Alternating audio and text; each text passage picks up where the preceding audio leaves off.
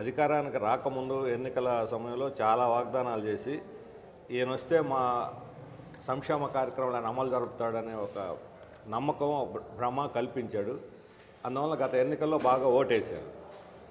రాజశేఖర రెడ్డి కొడుకు ఆయన మాట మీద నిలబడతాడని. వచ్చిన తర్వాత పథకాలు అమలు చేశాడు. పథకాలు అమలు చేయటం మొదలుపెట్టిన తర్వాత ఆయనకి ఎన్నికల్లో కన్నా కూడా కాస్త ఎక్కువ మద్దతు పెరిగింది. తర్వాత అది మనకు స్థానిక సంస్థల ఎన్నికలు ఇతరుల వాటిల్లో కూడా బయటపడుతుంది. అయితే కరోనా కాలంలో ఆ టైంలో ప్రభుత్వం వివిధ సెక్షన్లకి ఇవ్వాల్సిన సహాయం కానీ చేయాల్సినటువంటి పద్ధతిలో చేయలేదు. సంక్షేమ కార్యక్రమం అమలు జరుగుతున్నా వాటితోనే అన్నీ నడిచిపోతాయి అనుకున్నారు.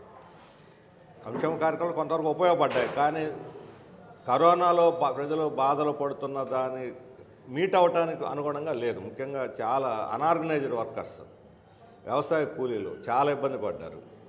ఆ కాలంలోనే ధరలు పెరగటం మొదలైంది. అది రెండో దశ. అంటే అసంతృప్తికి